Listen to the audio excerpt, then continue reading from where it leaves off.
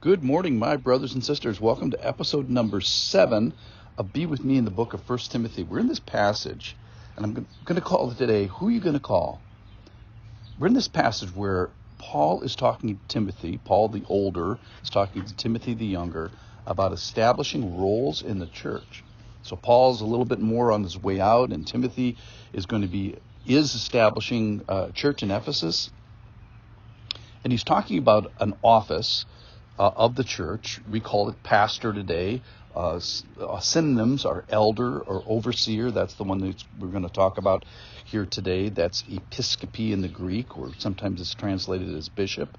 It means shepherd or pastor. It has a teaching component. But the important concept about that is that it's one office that we're talking about. When we finish with this one, there's another one that he's going to talk about, the second office of the church, which is deacon. And the main point that distinguishes an elder, leader, pastor person from a deacon is teaching. All right, so there's all these qualifications. Listen in here to the qualifications for overseers, or same thing, pastors, shepherds, teachers. Here we go. This is from 1 Timothy chapter 3, verse 1. The saying is trustworthy. If anyone aspires to the office of overseer, he desires a noble task. Therefore, an overseer must be above reproach, the husband of one wife, sober-minded, self-controlled, respectable, hospitable, able to teach, not a drunkard, not violent but gentle, not quarrelsome, not a lover of money. He must manage his own household well, with all dignity, keeping his children submissive. For if someone does not know how to manage his own household, how will he care for God's church? He must not be a recent convert, or he may be puffed up with conceit and fall into the condemnation of the devil. Moreover, he must be well thought of by outsiders, so that he may not fall into disgrace, into the snare of the devil. All right, so the first thing that's talked about is desire. So you want a person who wants the job. So there's this aspiration. It means to reach out for it. You want people who are desirous. So you want people that are called and qualified, but also desirous of it. Why? Well, it's a job of some difficulty and hardship and pain and certainly high standards. And it's going to be helpful to have a person that wants to do the job. So the target is for this pastoral office. It's a beautiful thing, and when it is done well, it is worthy of a lifetime. Now, as you see here, there's many disqualifiers. There's 15 things listed here today.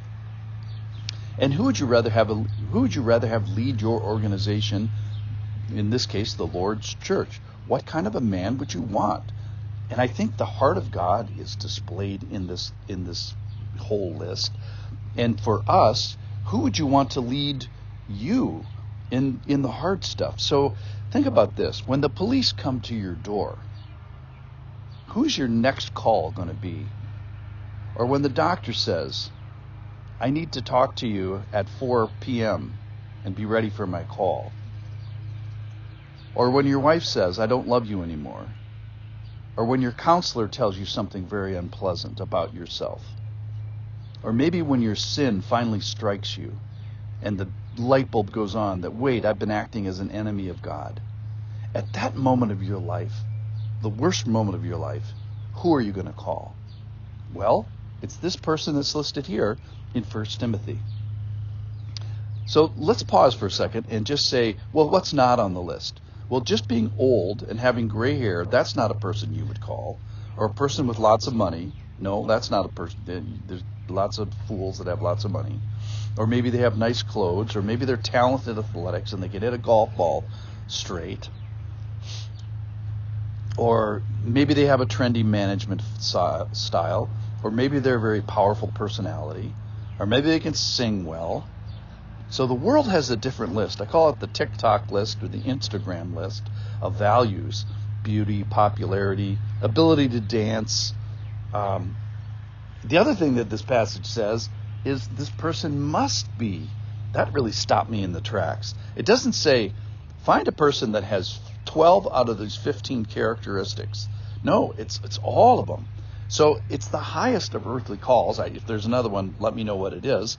Even our, President of the United States or something, the qualifications for that are less than this, because you know what I mean.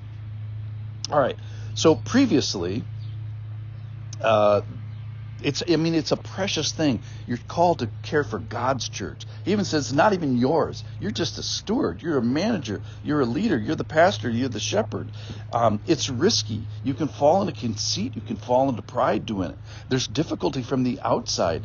There's a little bit of an external reputational component to this. You have to be thought of well by people that are not even in the family, by the enemies, by your competitors, so to speak. There's a long track record of time. It's a resume of a lifetime. There's an epic battle of good and evil. The devil is even on this list. He has a stake in this list. Then there's the inside stuff of reputation. Then there's the intimacy stuff about how granular it gets, even in your marriage, that you pass the big test, the long opportunity for faithfulness and purity and doing the right thing with your zipper and providing and promises, and maybe handling the elevation and handling the issue of submission right. Why is that? Well, you're going to need that in the church. It's all over the church as well.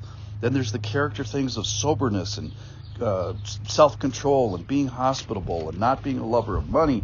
And then finally, the big one about being able to teach. So God loves cheerful, eager, qualified pastors, and let's honor those who do it right.